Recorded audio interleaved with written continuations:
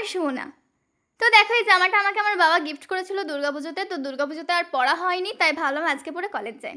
আর এই দেখো এই প্লামের বডি মিস্টটা আমার খুবই পছন্দের একটা সেন্ট, এত মিষ্টি গন্ধ না যে কি বলবো। তো প্রথমে আমি টোনারটা আমার স্কিনে অ্যাপ্লাই করে নিলাম, আর দেখো খুব ঠান্ডা ঠান্ডা লাগছিল। তারপরে আমি নিয়ে নিয়েছিলাম এই ময়েশ্চারাইজারটা, বায়োটিকের ময়েশ্চারাইজারটা আমি নিই, এটাই আমার একদম প্রচুর পরিমাণে শ্যুট করে গেছে, আমার খুব ভালো লাগে এটা। আর তারপরে নিয়েছিলাম লোটাসের সানস্ক্রিন, তো এটাও আমি অনেক দিন ধরেই নিচ্ছি, তো এটা আমার বেশ ভালো লাগে। তারপরে ভাবছিলাম লিপস্টিক পরবো কি পরবো না, দেন লাগিয়ে নিলাম, নতুন নতুন কলেজ যাচ্ছি তো তাই আর কি।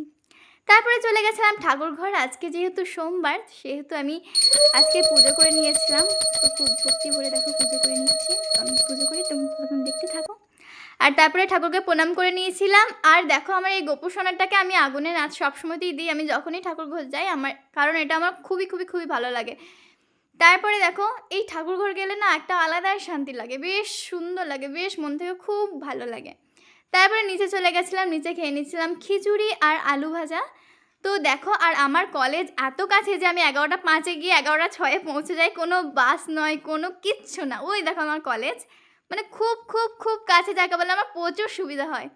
আর দেখো চলে এসেছিলাম, তো মা করেছিল আজকে মুগ ডাল, মাছ আর ভাত, আর ওটা পেঁপে সানা। তো আমি ততক্ষণ পড়াই, তো তোমরা তখন দেখতে থাকো, আজকের মতো টাটা।